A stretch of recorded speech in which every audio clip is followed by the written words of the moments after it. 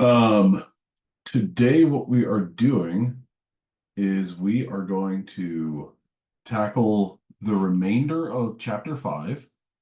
I'm going to share my screen so that we can kind of take a look at this together. Uh-oh, where'd it go? There it goes.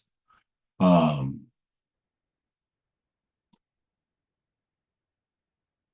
Share. That's the one. Share. Perfect. Okay, so today is the 24th. We're going to do 5.4, 5.5 because, sorry, Wednesdays always catch up on me, and I feel like, oh, this is Tuesday, but then I remember, no, you guys have an exam on Monday. So today's Wednesday, we're doing 5.4, 5.5. You've got a quiz today that will be to tomorrow at 2 p.m. Then tomorrow and Friday, we are going to Thursday and Friday, we're going to wrap up chapter number 7, or we're going to do all of chapter number 7. Then we got chapter 8 next week. We'll do a review, or I'll schedule a review, or hold a review on Thursday the 1st. And that'll be it. We do have an exam on Monday that will cover 5 and 7. The final exam will be a comprehensive exam with just a small amount more content from 8.1 into 8.2. If I were going to plan my schedule for studying and I was like, oh, well, should I spend, 20% of my time on the stuff for exam number 1, 20% exam 2, exam 3, and exam 4, and then 20% 8.1 and 8.2. Yeah, maybe 22%. I mean, you're going to see it kind of fleshed out in a couple, like 2 questions or something. There might be 2 more questions for 8.1 and 8.2. You'll have quizzes over 8.1 and 8.2, so you'll have a sense of what that quiz material or quizzed material will look like. And then you'll also have access to all of your old quizzes, as well as old lectures and everything like that. But with that in mind, let's go ahead and get started on the new stuff. Well, not really new, but kind of a continuation. So stoichiometry, balancing chemical reactions. We've got to have the same, first of all, you have to have the same identity of atoms on the left and right-hand side. So you have to have, here we see, oh boy, where's tablet? Sorry about this, everyone. I have a slightly different computer setup than I did yesterday. Um,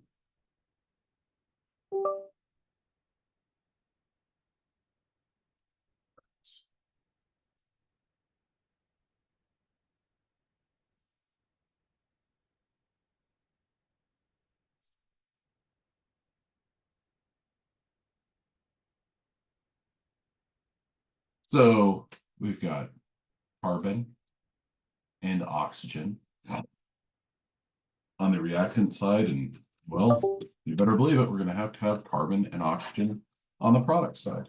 They can get rearranged to form a new molecule, carbon monoxide, but you have to have carbon and oxygen on both sides of the reaction. Okay. Now, with that in mind, when we were playing around with this balancing chemical reactions or equations exercise tool yesterday, we had this confront us, and that was, well, if you have N2 react with H2 to form NH3, well, what is the ratio of your reactants to one another when it is balanced? Because if you look at this, we've got 2 nitrogens, 2 hydrogens, then you got 1 nitrogen and 3 hydrogens. Now I'm going to post this as a poll and spend a little bit of time working on this in just a second. This is our coefficient for H2. I'm going to launch that poll. So go ahead and take a look at that. I'll give you about a minute and a half for this because it's a little bit more involved.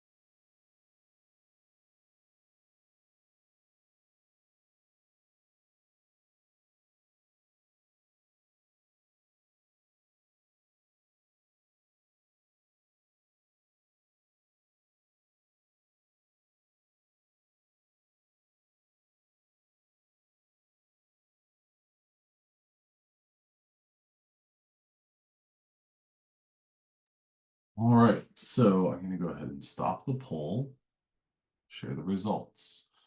But before I do that, I want to work through this one. So we have N2 and H2.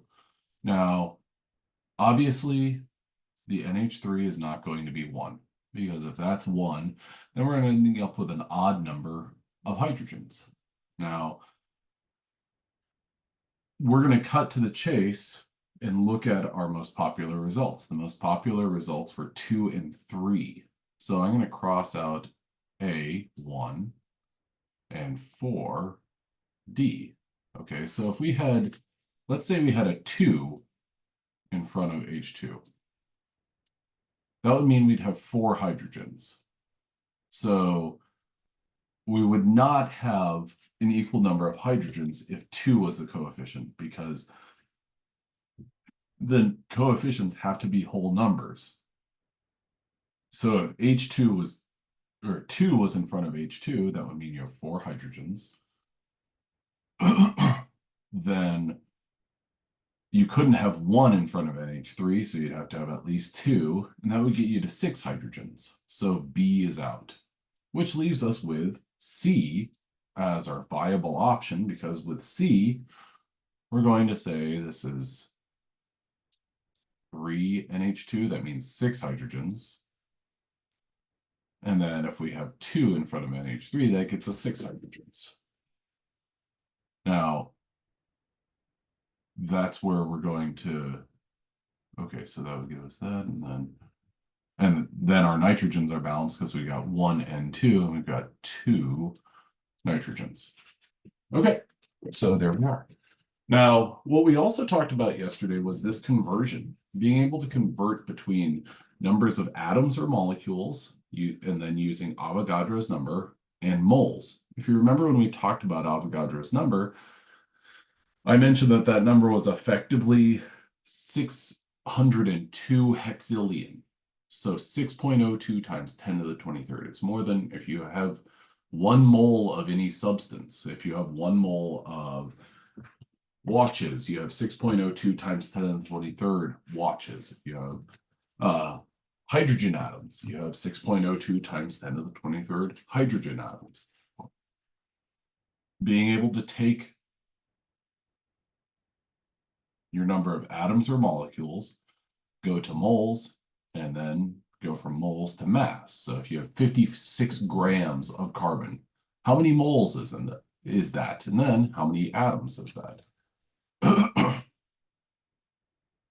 We also talked about similarities between and yes, molar inequalities. So if you have 1 mole of Oreos and you had 1 mole of chocolate chip cookies, the mass of them is going to be different because the components of them, because the individual building blocks of each of them are different. So 1 mole of sugar versus 1 mole of salt.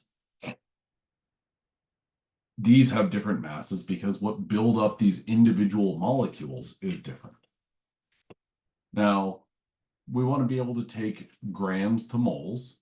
And so if you looked at something like a Twix bar or Skittles, you'd be able to figure out, okay, well, our total sugar quantity is 25 grams versus in Skittles, it's 45 grams. We could convert those quantities if we knew the identity of the sugar. Let's say that it's glucose. We could say, well, what's the molar mass of glucose? So we'd say 25 grams, the known quantity. And then if the molar mass of glucose, let's say it's 90 grams of glucose, or oopsies, that should be on the bottom. Sorry about that. That should be on the bottom. Is this a touch screen? Yes, this is a touch screen. Great. So we'd be able to say 25 grams of glucose. That's the sugar that we're talking about. Then 90 grams glucose is 1 mole. glucose. Well, we'd say 25 divided by 90 gives us our total number of moles of glucose. So 25 divided by 90, that'd be like, let's see, 25 can go into 90 3.6 times or something like that. We also talked a little bit about relationships between masses and moles of a substance. So here what we have is one carbon atom, one oxygen molecule, O2, because remember that is a diatomic molecule, and we're going to combine that, combining the masses of these as well. 12 AMU plus 32 AMU equals 44 AMU. What's conserved in all this? Well, the number of atoms. The molecules are not. The number of moles are not, but the mass is. Now, if we say 1 mole of carbon atoms reacts with 1 mole of oxygen molecules, we're going to get 1 mole of carbon dioxide molecules. We just scaled this up from the atomic or the smallest possible level to the larger level. Now, here we've got a poll that we're going to take a look at, and that is looking at molar relationships.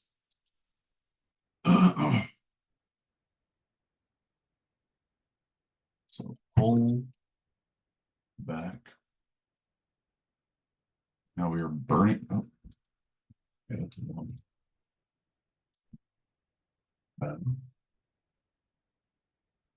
there we go. So here what we have is when 2 moles of propane are burned, how many moles of carbon dioxide are formed? So our balanced chemical reaction tells us our ratio, our important ratio, 1 mole of propane, C3H8. I don't expect that you know the formula for propane, but 1 mole of that reacts with 5 moles of O2 to form 3 moles of CO2 and 4 moles of H2O. So this is a balanced chemical reaction.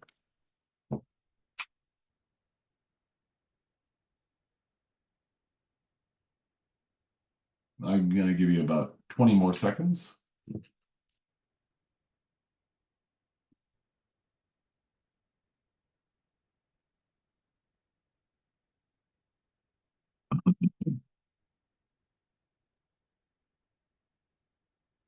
All right, there's our time. So think about this as, to build. If you're trying to use propane, C3H8, and O2 to build CO2, these two things, these two building blocks are going to combine in a perfect ratio of 1 to 5 and make 3. You can't make 1 CO2, and the only way that you'd be able to make 1 CO2 is by using less than 1 of this and less than 5 of this. But we're working on the idea that these are perfect whole number ratios. So 1 mole of C3H8 reacts perfectly with 5 moles of O2 to produce 3 moles of CO2. Now this question is asking, what if you have 2 moles of propane? So rather than 1 being out here, you have 2 of this. Well, this is what some people refer to as cookbook chemistry, because you kind of have a recipe here. 1 mole of C3H8 and 5 moles of O2 react perfectly to give you 3 moles of CO2. Well, what if you have 2 moles of C3H8? What would you need then to react perfectly with those 2 moles of C3H8? You'd need 10 moles of O2. And with those 10 moles of O2, you'd get 6 moles of CO2. So the correct answer here that 4 out of 6 of y'all got was 6. You'd get 6 moles of CO2. Now, this is kind of tricky, but think about this balanced chemical reaction as giving you like the perfect, the ideal ratio.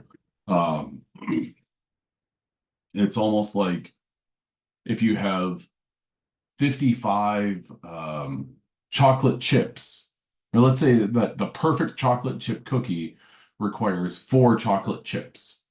And let's say that you have 12 chocolate chips. Provided that you have a perfect amount of everything else, how many chocolate chip cookies could you make? Well, if 4 chocolate chips are required for the perfect chocolate chip cookie and you have 12 of them, then you could make 3 perfect chocolate chip cookies. Okay, so there we go. That with that. Now, when 100 grams of propane are burned, what mass of water is formed? Okay, this is a little bit different. Our balanced chemical reaction tells us the number of moles. 1 mole, 5 moles, 3 moles, 4 moles. How do we take a mass to figure out the amount of something else that we're going to get? Now, when you see a question like this,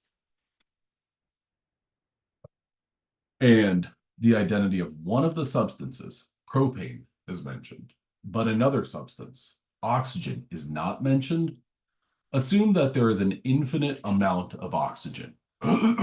There is more than enough. So what you need to do is take this mass and basically get into the language of moles. So how can we do that? Well, this is the way that we can do it. We can take our mass of substance A and convert it to moles of A. A in this case is going to be C3H8. So we've got 100 grams of this. Then we're going to visit the periodic table, which I will toggle to that and figure out that our mass of CO2, carbon is 12. There's 3 times 12. H is 1. 1 times 8. So 3 times 12 is 36. 36 plus 8 is 44.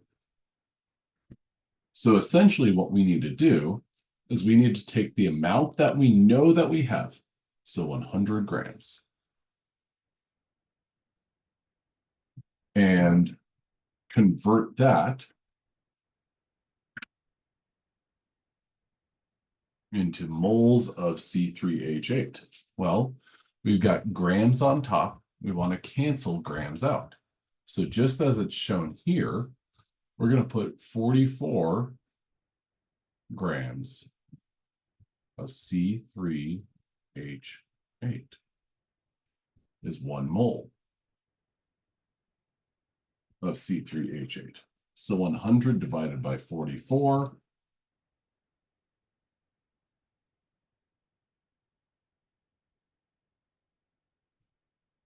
we're going to get 2.27. So 2.27 moles of C3H8. Now what we want to do is go back and look at our balanced chemical reaction. We are looking at the relationship between propane and water. So now basically what we're going to do is we're going to substitute that 1 for 2.27. Okay, so if we have 2.27 moles of C3H8, because that is the 100 grams converted into moles, what does that mean for the amount of water that we can make? Remembering that we have an infinite, because we're not told how much O2 we have, we can assume that we have an infinite amount of O2. So we have an infinite amount of O2. How many moles of H2O can we make? Now, for the sake of simplicity, what I think I'm going to do is I'm going to round this number and I'm going to call it 2.25.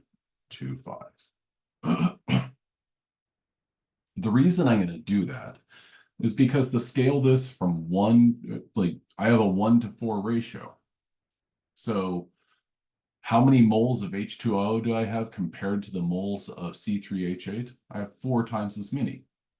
I rounded this down to 2.25 just because it gives me a nice number to round. So 2.25 times 4 is 9. So here what we've done is we said our relationship here means we have 9 moles of H2O. So the last thing that we have to do is this right here. We have our moles of B, which is H2O, 9 moles. And then what we want to do is figure out the mass of H2O. So 9 moles H2O, 1 mole H2O, well, that's a 2, is, well, oxygen has a mass of 16. Each hydrogen has a mass of 1. So we're talking about 18 grams of H2O. So 9 times 18. 9 times 18. Okay, so 9 times 18, that'd be 90. Oh, I'm doing 9 times 10 is 90. 9 times 8 is 72. So that'd be 162 grams of H2O. Now, a very good question to ask here is, we jog back and look at this example. Well, we started with 1 carbon atom. That was 12 AMU, and we ended up with a product that was 44 AMU. And if we look at this, how did we go from 100 grams to 160 grams? That's a tough question. And that's a complicated question because that on the surface sounds like we created matter. But we didn't. We did not create matter because think back to what this problem consists of. It consists of a reaction between C3H8 and O2. How much O2? Basically an infinite amount of O2. Now, 162 grams is our mass of H2O that's going to result from all of this. Now, to visualize that, we had what is known as a limiting reactant, and we had what is known as an excess reagent. Our excess reagent was O2 because we were not told how much of it we had in any form or fashion, so we can assume that we have an infinite amount, or we have it in excess. Whereas C3H8, we were told explicitly how much of it we had, and that was 100 grams. So we had exactly 100 grams of C3H8. How much O2? An infinite amount. So when we were told the amount of propane, C3H8, that means in effect we were told the amount of our limiting reagent.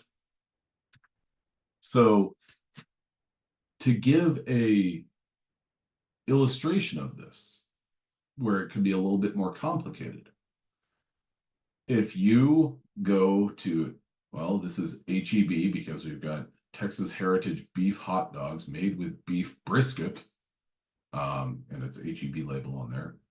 That comes in a pack of 6, and this is always the like eternal conundrum of hot dogs and everything like that, bratwurst, kielbasa's, and everything. So you have 2 quantities. You have 6 hot dog franks, and you have 8 buns. How many hot dogs can you make? Well, the answer is 6. Which one of those ingredients is limiting? Well, it's going to be the hot dog franks. How do you know that that's the limiting one? Because that limits your production. That's the one that runs out first. Now, if you had 2 packages of hot dog franks, then you'd have 12 hot dogs. in which case your limiting reactant or your limiting reagent will be the buns because you only have 8. Now, could you go back and forth and get like a perfect number of packages of hot dog franks and hot dog buns so that you consume both of them equally? Absolutely. But when you're given 2 quantities, one of them is going to be or can potentially be a limiting reagent. Now, for another limiting reactant problem, here we go.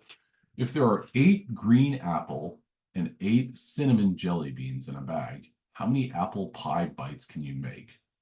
And for those of you in the know, that is 2 green apples and 1 cinnamon makes an apple pie bite.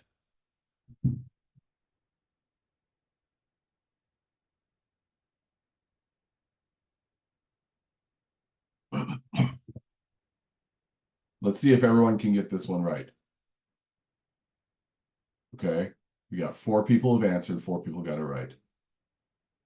Is there going to be someone who's the 5th who gets it right? Give another 10 seconds. I could just stop it now so then we can assure our perfection. But I'm going to give you 3, 2, 1, 0. We did it. We did it, everyone. The correct answer is 4. How do we know that? Well, our green apples, we need 2 of those. We've got 8 of them. So we can do this 4 times. Will we have an excess reagent? Yep, we will. Cinnamon. Correct answer is A. Everybody pat on the back. Good job. Now, this is a activity that we can do, but this is a sort of question that you can get. I would say that this sort of question right here, expect one of these on your exam. We might use a similar reaction. We might use a different one. But for this sort of question, I will definitely give you the balanced chemical reaction. Now, in terms of, could I give you a question that has 2 quantities? Sure.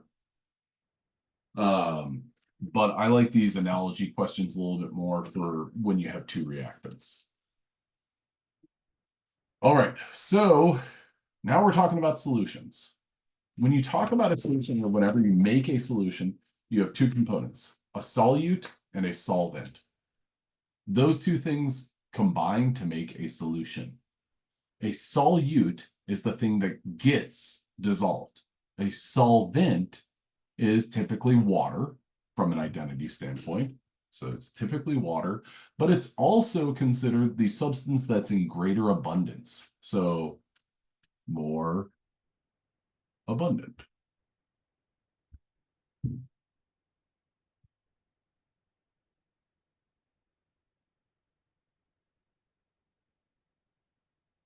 Now, we talked about, or there is a principle of like dissolving like. Substances that are polar like to dissolve in water. Sodium chloride, for instance, is an ionic compound, and it will dissolve in water. Sucrose is a sugar, and it is a polar substance, so it likes to dissolve in water. Ethanol, with the presence of this hydroxide, this OH, it also likes to dissolve in water. Now, there are substances that are insoluble in water. Propane, for example, this is a non-polar substance, NP.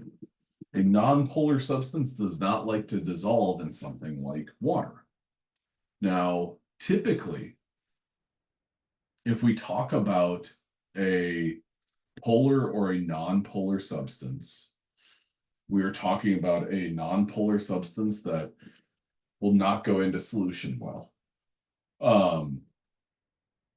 Whenever we're talking about non-polar substances that are insoluble in water, typically we're talking about substances that are classified as organic. Organic substances, organic compounds. An example of this would be if you got gasoline and you poured it in water. it's not going to go into solution very well, or it's not going to go into water very well. They're not going to mix thoroughly. Now, when we also classify solutions, we classify them based on whether they are concentrated or they are considered to be more dilute. So here is a concentrated solution. It's darker in the event that the substance has a pigment, whereas a more dilute version of that is a lighter solution, a light blue solution. Now, what we're going to do here is look at an example of this.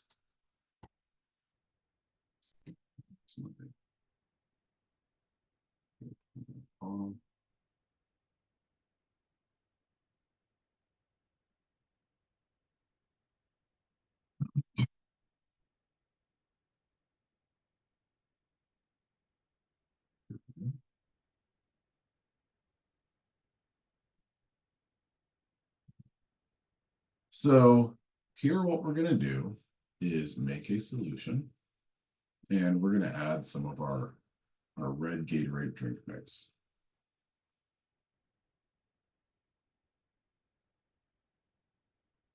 Add a little bit more.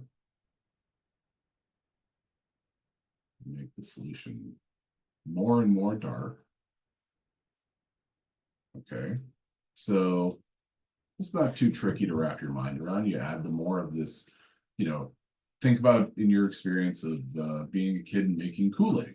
Well, whenever you make Kool-Aid and you add 5 bags to like 1 cup of water, it's going to be super strong.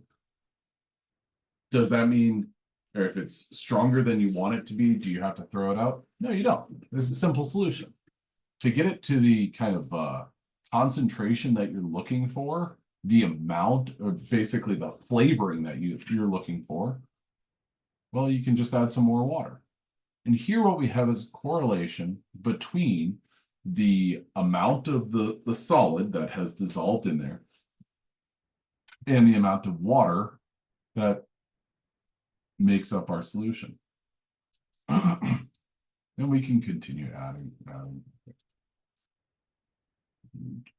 Then if you want to dilute it, get rid of some of it. We got rid of half of that solution. Now we're going to fill it back up to 1 liter. Let's get rid of, let's see, we have a concentration of 1.303 moles per liter. Let's get rid of half of it. And now, what happened? Our volume changed, but our concentration didn't. If I release a little bit more, my concentration didn't change, but my volume did. So the amount per unit volume did not change. Now I'm going to add more water. I'm going to add water up to 1 liter. Oh, my concentration dropped way off. Now let's get rid of half of it. Okay. Now let's add, oh my gosh. Every round here, then I'm dropping my volume down and adding more and more water. I'm getting it to a point where it's effectively getting closer and closer to 0. Let's see if I can get this all the way down to 0. I release a little bit, I add more water. Release a little bit of it, I add more water. When I was a student, one of my professors always used the phrase, dilution is the solution to pollution. Okay, so if you have a pollutant, if you have something that's potentially hazardous, does it have to, do you have to somehow figure out a way to make it disappear? Like vanquish it? Oh, yeah, but no, but one way that you can do that is by diluting, by adding more water. Oh, and we've got our concentration back down to 0. So let's go back to there we go. So we can change our concentration by either adding more solid, and that's going to cause our concentration to go up. We can add water to dilute or reduce our concentration. And, we had this tool that gave us limitations. So The common units for concentration are going to be molarity. Molarity is moles of a solute per liter of a solution. Now, one of the tricky parts about this is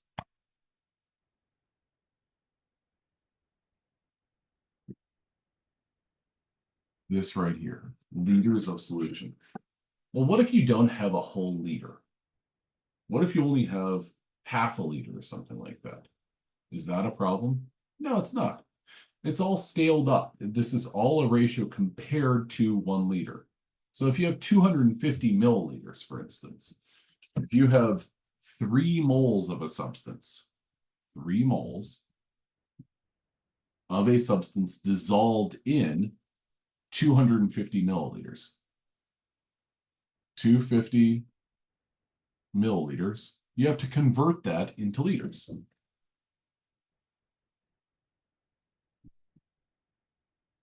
So we'd say this goes down here. 3 divided by 0.250. So 3 divided by 0.250 is, well,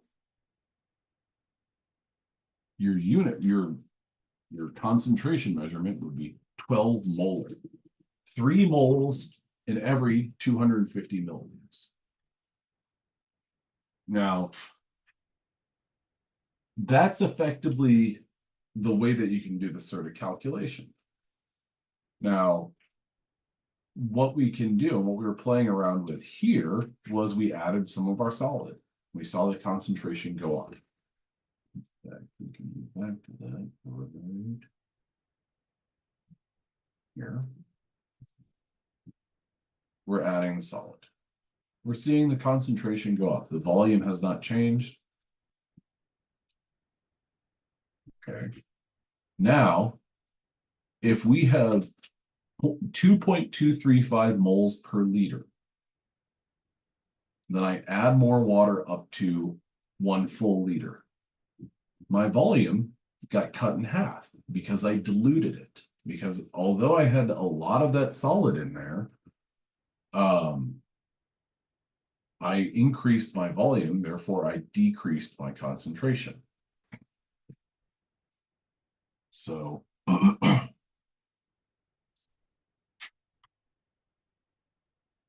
now here's a question for you. What is the molarity of a solution made by dissolving 10 grams in enough water to produce 1 liter of solution? Okay, now before anyone answers,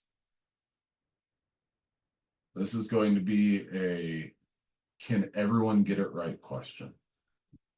So let's think about the process, and I'm going to toggle back. We have 10 grams dissolved in enough water to produce 1 liter of solution. So effectively, that's 10 grams in 1 liter. Let's go back. We have to figure out if our molarity, what we are looking for is moles per liter, moles of our solute. What's our solute? NaCl.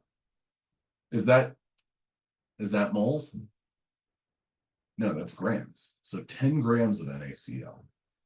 What's our total volume? 1 liter.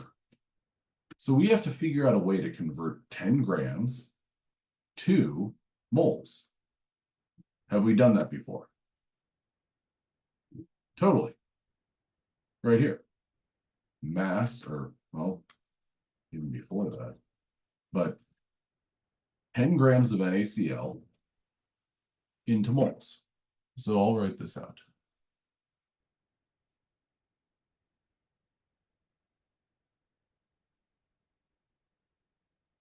See.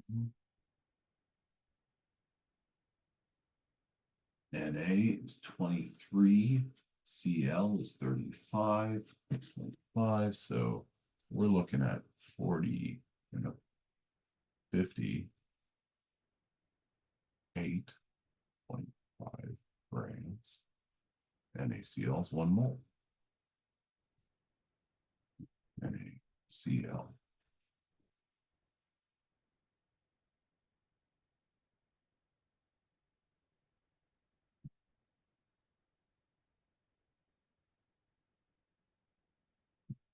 It's 0.17 moles. That's where I'm going to stop. I'll give you another 30 seconds.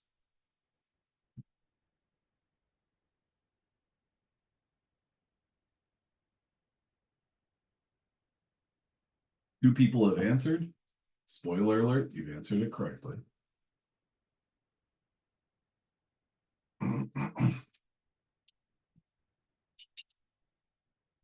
Waiting for, we had, okay, 3 people.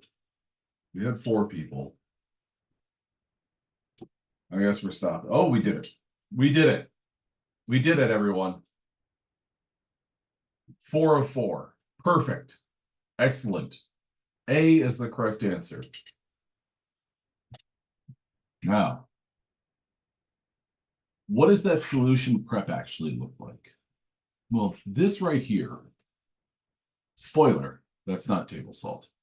You haven't been eating or using like some sort of table salt that's not real table salt. This blue solution or this blue solid is a copper containing compound. Copper containing compounds are typically blue. This is probably copper chloride. So that copper chloride is added to a piece of glassware, copper sulfate, sorry about that, added to a piece of glassware known as a volumetric flask. You add that in, and then you fill the volume. This is what's known as a bulb. You fill your solvent, water, up to about the halfway point. Then you swirl, swirl, swirl, swirl, swirl to mix it up. And then as soon as you can see that everything has dissolved, then you're going to add water to this very fine line right here on the neck of this piece of glassware. You're going to add water all the way up to there. And that gives you your completed solution. So the thing is, the reason for that is this solid right here. Does that take up space? It does. Now, depending on how concentrated of a solution you're making, that space that it's taking up could be fairly substantial. It could be equivalent to, 1 milliliter. You add that solid, and then you add water. You want that to completely dissolve. You're not going to say, oh, well, I need 100 milliliters of a solution, and then add that to the solid. Instead, you're going to add solid, add water, swirl till it dissolves, add more water until you reach your desired volume.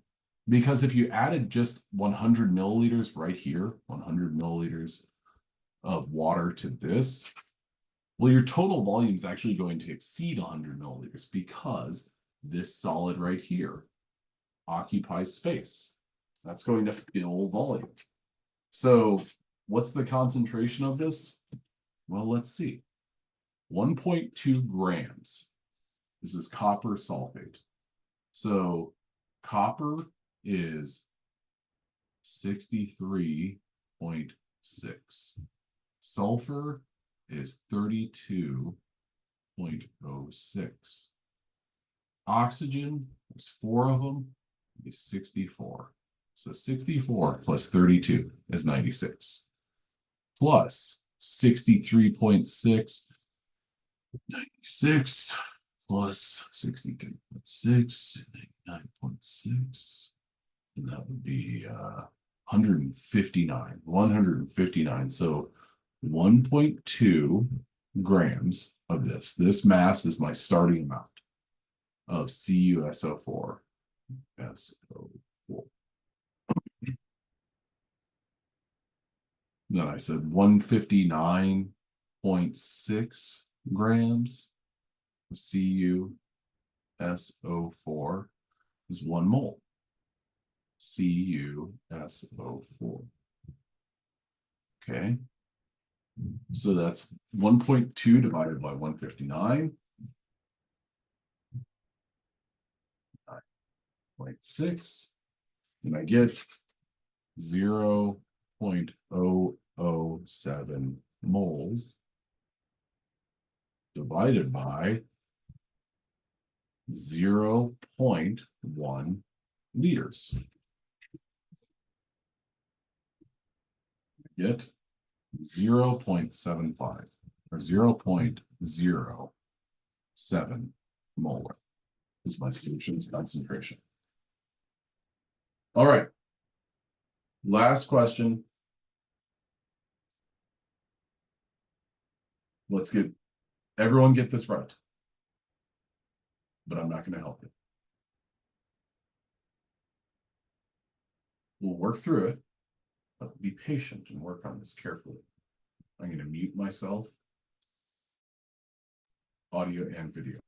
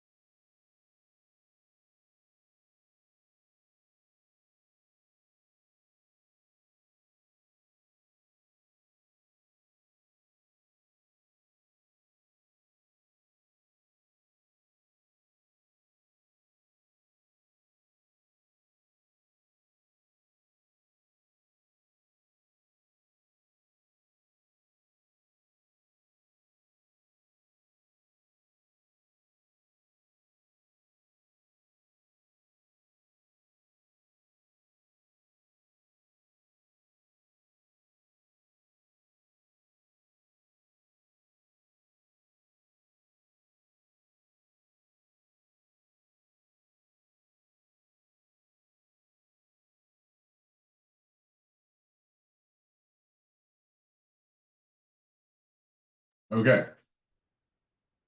So we have two answers. We have 4 people participate. Here's how we're going to do this.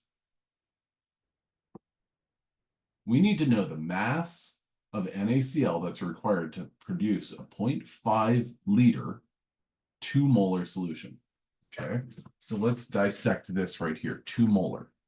That's 2 moles in 1 liter. Okay, so if we had 2 moles in 1 liter, but our volume that we're using is half a liter, that means that we need to know 1 mole. What is the mass of 1 mole? Because basically what we're going to do is weigh out the mass of 1 mole and then adjust it to half a liter, because that will give us 1 mole divided by 0.5 liters, which will give us 2.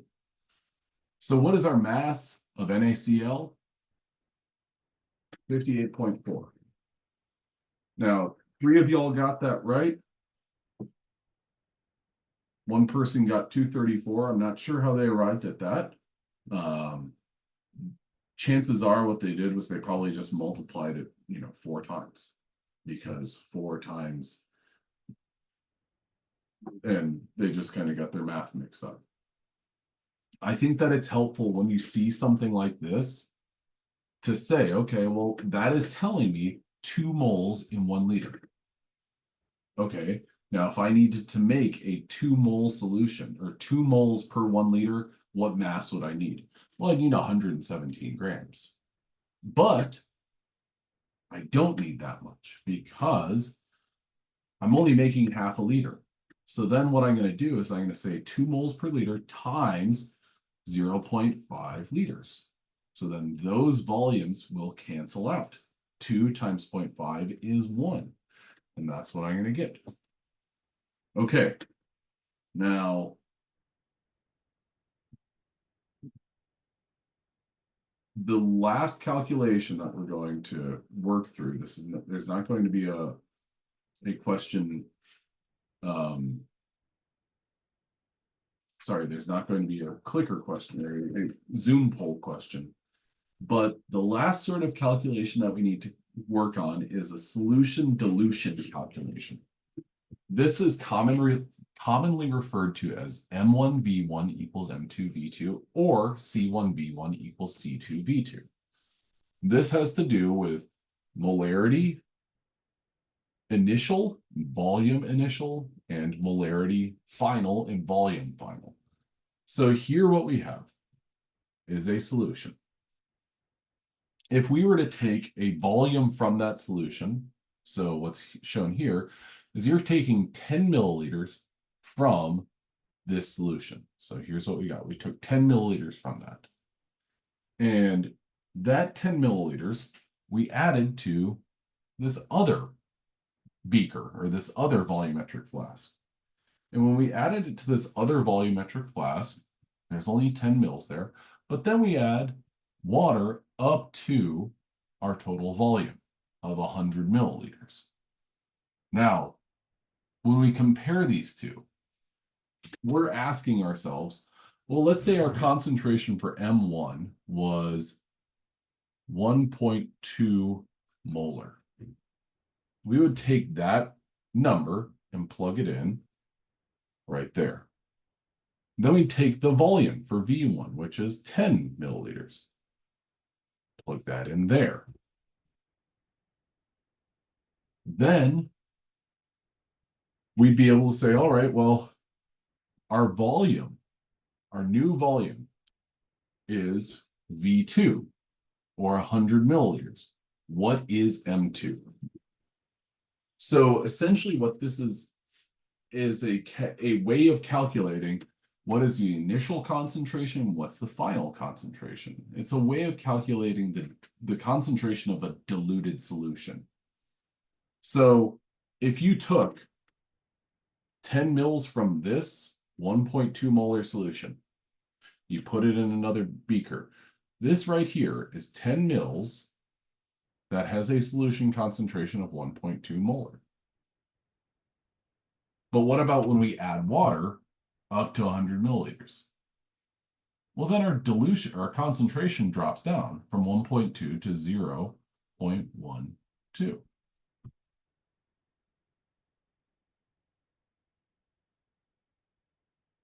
So M1V1 equals M2V2. Other calculations that you should be familiar with are percent calculations. You might see this, bleach is a common solution that has a percentage on it, hydrogen peroxide, rubbing alcohol. These are basically solutions that are looking at a pure solution mixed with water. For instance, hydrogen peroxide. Hydrogen peroxide, typically what you're going to do is you're going to get a 3% hydrogen peroxide solution. Sometimes you might get a 20% solution, but that would be, I believe, 20% hydrogen peroxide solutions. I believe that you would get that from a pharmacist. I mean, I don't know that it's a controlled substance, but it's kind of, it's potentially hazardous. So I don't think that you get a 20% solution. What that means is that you have 3 grams of the solute, the hydrogen peroxide, per 100 grams of the total solution. So you'd say 3 divided by 100 times 100 in order to get it to a percentage. And that would be a percent by mass solution. Others are percent by volume. So in order to get this, you'd get 70 milliliters of pure ethanol or pure alcohol. And you'd add to that, well, 30 milliliters of water to get to a 70% by volume solution. This is something that people are a little bit more familiar with day to day, because if you were to go to, like, you would see this played out in a liquor store. It's a little bit different. Really, really strong liquors are proof. For instance, an 80 proof liquor or something like that. Well, the proof system is just double the percentage. So if you got a 100 proof, I think tequila is like 80 proof, but let's say we got 100 proof tequila. That's actually a 50% ethanol is the alcohol that people drink. So that would be a solution that's 50% alcohol. The remaining 50% is a solution. It's the compounds that give it a flavor, that also, I mean, it's also water that's in there, but it's 50%. So something that's 190 proof, well, that's like super duper strong and potentially hazardous and I don't know if I want to say deadly, but it's certainly not a healthy thing to have. Okay, so that will about wrap up today. I'm going to go ahead and stop the recording.